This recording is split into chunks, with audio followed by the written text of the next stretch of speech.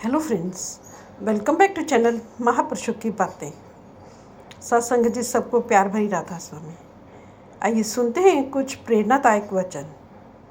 ये वचन राधा स्वामी सत्संग व्यास द्वारा प्रकाशित पुस्तक संतमत प्रकाश भाग 1 में से लिए गए हैं। इस पुस्तक के पेज नंबर 106 पर हजूर महाराज बाबा सांवर सिंह जी फरमाते हैं, कहते हैं कि गुरु हमारे साथ क्या सलूक करता है। फिर खुद ही उत्तर देते हैं, गुरु वह अमृत रूपी नाम जो हम सभी के अंदर है हमें पिलाता है, जिसे पीकर हम जन्म मरण से मुक्त हो जाते हैं। फिर गुरु खुद भी मालिक की भक्ति करता है और हमसे भी करवाता है। गुरु कहता है कि मैं भी उसका अर्थात मालिक का बंदा हूँ और तुम भी उसके बंदे हो। मैं वहाँ सचखंड में जाता हूँ, तुम भी वहाँ चलो। हम गुरु की सेवा करते हैं, गुरु आगे परमेश्वर की सेवा करता है।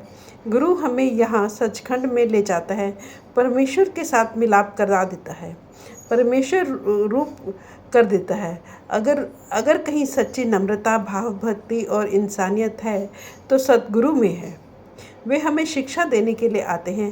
संतों की नम्रता और दीनता बड़ी गुप्त और रमज वाली बात है, मगर यहाँ दुनिया भूल करती है। सद्गुरु नाम का दाता है, सब सुखों का देने वाला है, सब पापों का नाश करने वाला है। कहते हैं यदि ऐसा सद्गुरु मिल जाए और वह नाम दे दे और हम नाम की कमाई करें तो फिर हमें धर्मराज के दरबार में नहीं जाना पड़ता। सद्गुरु अमृत का सागर है, सुखों का समुद्र है। ऐसा समुद्र है कि जिसमें नहाने से सारे पाप नष्ट हो जाते हैं। कहते हैं हमने सारा ब्रह्मांड खोज कर देखा और इस नतीजे पर पहुँचे कि सद्गुरु जैसा हमारा कोई रिश्तेदार नहीं, सद्गुरु के बराबर हमारा कोई मददगार नहीं, क्योंकि उसने नाम देकर हमारा मालिक के साथ मिलाप करा दिया। इसलिए हम संसार में गुरु के बराबर किसी को नहीं मानते। अब कहते हैं गुरु ने नाम का खजाना दिया, हम सुखी हो गए और जन्म मरण से मुक्त हो गए।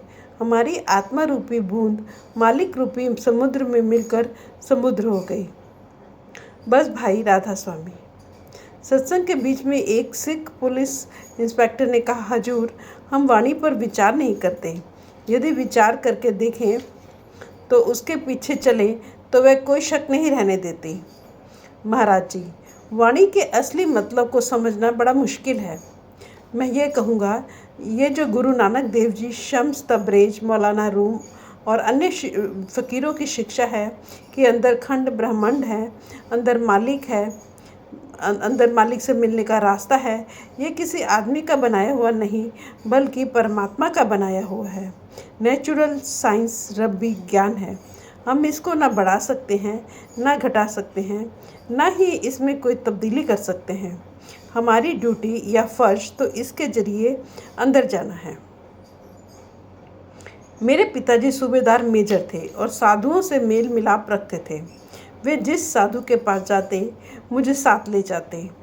मैं जितना समय उनके साथ रहा साधुओं से मिलता रहा। इस तरह थोड़े समय में ही मेरा साधुओं से मिलने का शौक़ बढ़ता गया। जब आज़ाद अर्थात बड़ा हुआ तो यह शौक़ और बढ़ गया।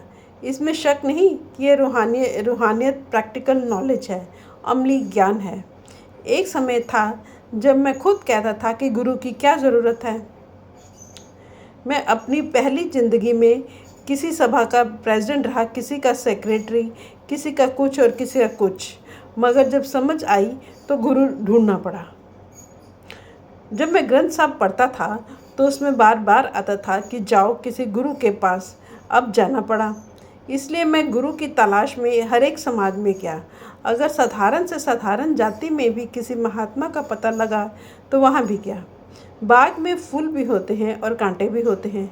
कई महात्मा मिले, बातचीत हुई, मगर वह देते कुछ नहीं थे।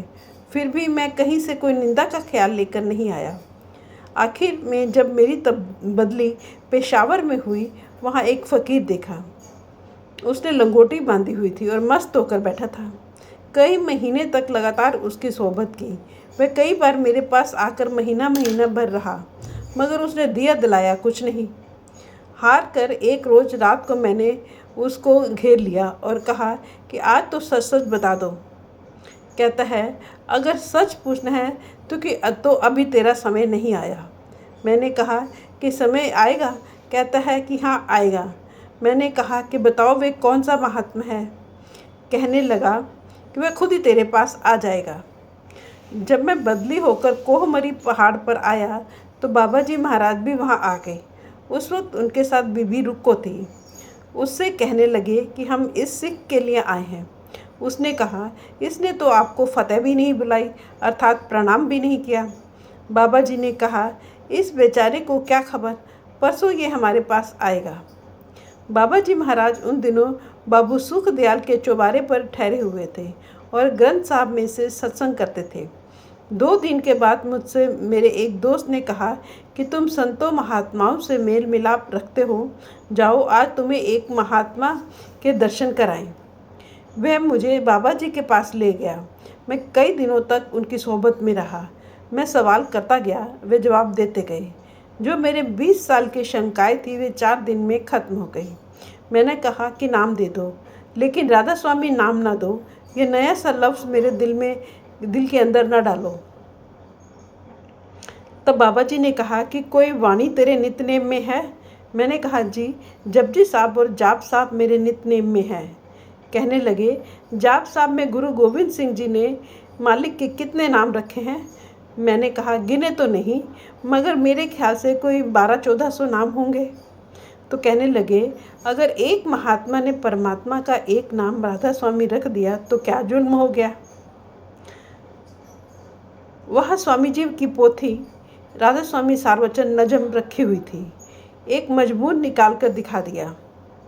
राधा आदि सूरत का नाम, स्वामी आदि शब्द निजधाम, सूरत शब्द और राधा स्वामी दोनों नाम एक कर जान। मैंने कहा कि सूरत शब्द का मार्ग सारे ग्रंथ साहब का है और वही स्वामी जी कह रहे हैं। यह राधा का मतलब रूह से है और स्वामी का मतलब मालिक से है।